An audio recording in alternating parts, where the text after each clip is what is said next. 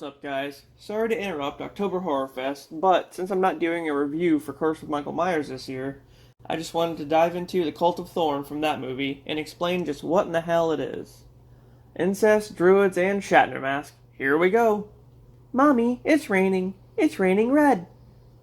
Mommy, it's raining. It's raining red. It's warm. Why is it warm?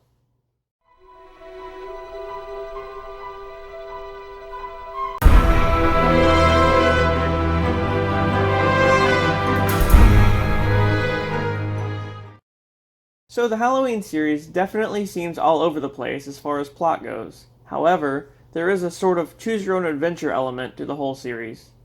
One of which has been dubbed the Thorn trilogy, consisting of parts 4, 5, and 6.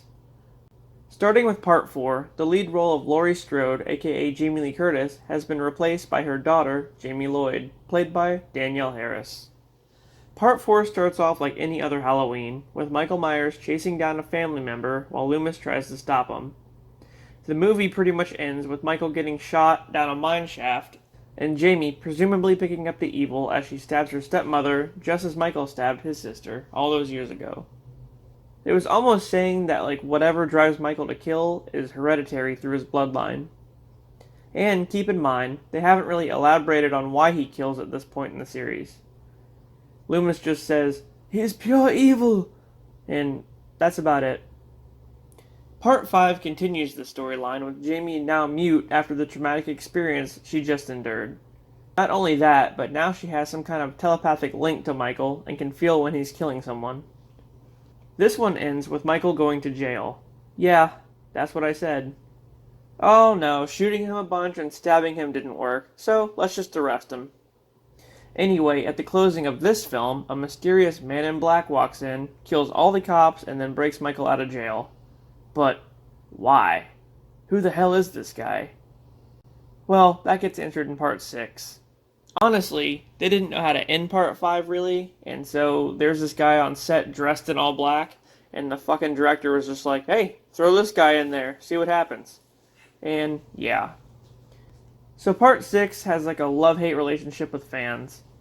It's loved due to the introduction of Paul Rudd as Tommy Doyle, and it being Donald Pleasance's last Halloween film. But it's hated because the plot fucking sucks, and the movie overall just didn't go over well with the diehard Halloween fans. So, some unspecified amount of time after Michael gets broken out of jail, we meet up with him in some kind of underground catacombs. A slightly older Jamie Lloyd is giving birth to a baby, given to her by Michael. But more on that later. She gets away, and of course Michael finds and kills her. Later, with the help of Tommy, Loomis discovers that the man in black is the one responsible for Michael's actions this whole time, and that they're actually all involved in a cult, where they do these pagan rituals and sacrifices. Also, that Michael was forced to somehow impregnate Jamie to keep his bloodline going. Oh, and the man in black? Well, that turns out to be Dr. Wynn, one of Loomis's colleagues at Smith's Grove. Basically, every doctor or employee in Smith's Grove is part of this fucking cult. This movie ends with Michael just about to kill Tommy, but gets stopped by putting rocks in a circle on the ground, and he's standing in the middle of it. Really? All these movies later, and all anyone had to do was fucking put a thing of rocks on the ground? Wow. So there's 2 endings to this movie, actually. There's a producer's cut and a regular one. Only because, I guess there's some sort of, fuckery going on between, the studio and the directors and yada yada. So one of the endings is where Tommy beats the shit out of Michael with a lead pipe, and then as he leaves, Loomis stays behind, and all you do is hear him screaming with no explanation. But it does seem like Michael gets away.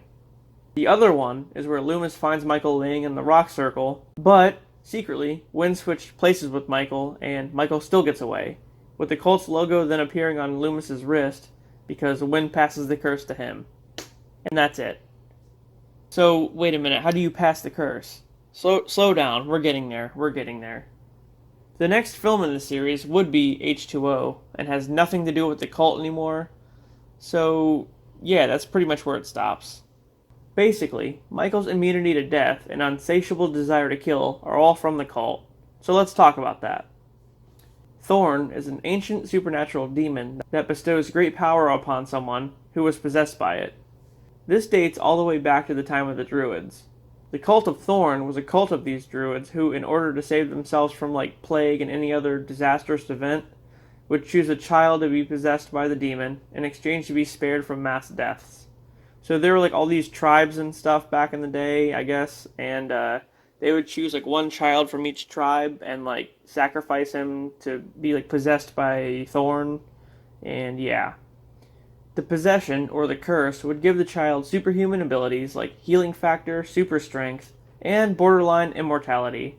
But, on the downside, it would also force them to kill their family members as a ritualistic sacrifice whenever the Thorn constellation appeared in the sky. The night of Samhain, aka Halloween. So there you go. That's why he kills people on Halloween. In present time, the cult is led by Dr. Wynn. Like I said, he was a doctor at Smith's Grove, and his followers being the other staff members.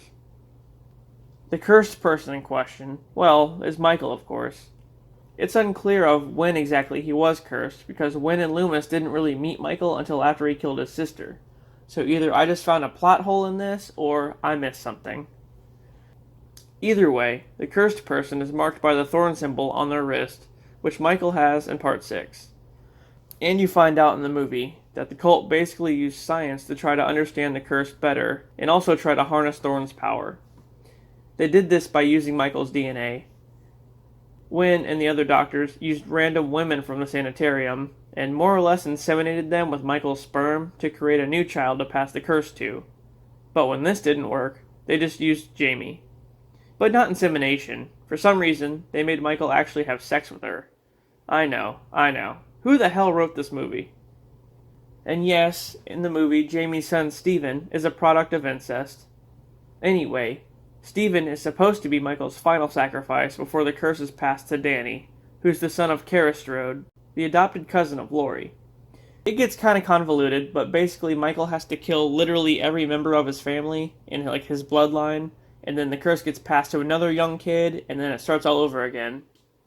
But they don't really say what happens to Michael if the curse is passed. Like, does he just die, or is he like a normal dude? We don't know. At one point, it's implied that the cult wanted to kidnap Kara and use her for the insemination too. This whole storyline's weirding me out now. And depending on which version of Part 6 you watch, some Haddonfield residents are even involved in the cult, like Mrs. Blankenship. Some people may be asking, if Michael is possessed by a demon, and the cult is controlling him somehow, then why the hell did he turn on all the doctors in that one scene and kill them all? Well, honestly, you can't control pure evil, right, Loomis? They're just stupid for not realizing that. So, that's about it, guys. The Cult of Thorn is a pagan cult who sacrifices a bunch of children to a demon to spare them from pandemics and shit. Was Michael possessed when he killed Judith? Apparently so. But does it make sense? Nope. What about when Loomis got the mark of Thorn at the end of Part 6? Does that mean Michael is normal now, and Loomis is possessed? I guess we'll never know, will we? Alright, well, I hope this was at least somewhat informative, guys. Thanks for watching, and now, back to October Horror Fest.